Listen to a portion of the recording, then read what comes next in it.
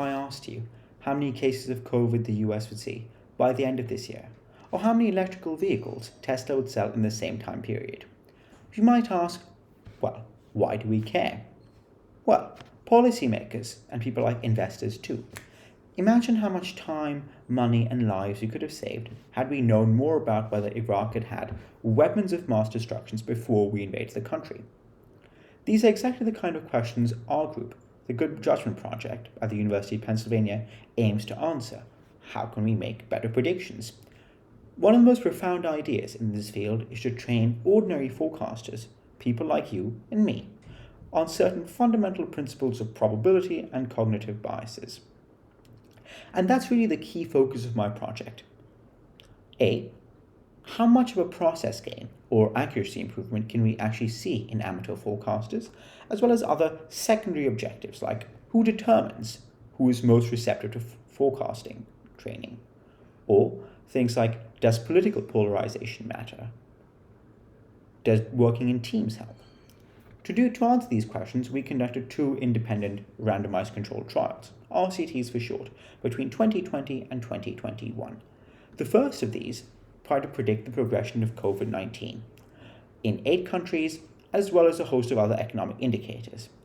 The second, the election study, was really cool because it allowed us to pit together the progress of Joe Biden as well as Donald Trump, and we could ask a whole new kind of question, the counterfactual. For example, what would the GDP of the United States be by the end of March 2022 if A, Donald Trump became president, or B, Joe Biden became president? And these questions are very important from a pedagogical standpoint because they allow us to disentangle things like political polarization from genuine forecasting talent. Because, for example, if you thought the weather was going to change, whether Donald Trump or Joe Biden got elected, pun not intended, you're clearly not a very good forecaster.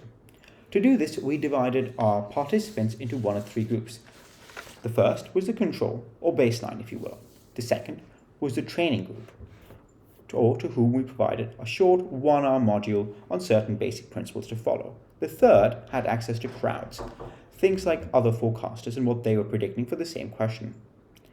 The results were very interesting, though they were a mixed bag, some confirming prior literature on the topic, whereas others requiring further investigation. The main finding was that training actually increases accuracy by 12% on a certain metric called the Breyer score, vis-a-vis the baseline. This corresponds to around 1/5 of a standard deviation, and it is in fact significant at the 0.05 level. Being in crowds, or seeing what other people do, helps as well, though not as much as training, 7%. Interestingly, a negative finding. If we mixed both training and crowds, there was no overall improvement vis-a-vis just having one or the other.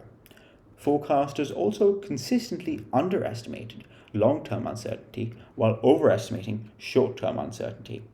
And there were certain key factors that correlate with being a good forecaster. Being less politically polarized, for example, reading diverse sources of news. Being more engaged with training. How many updates do you make? How much time do you actually spend on the module?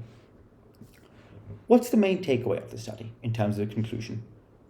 The biggest takeaway, in my opinion, is that training is a robust, measurable, quantifiably, and repeatable way of increasing forecasting accuracy in amateur participants. We can train them again and again, in fact, increasing accuracy every single time.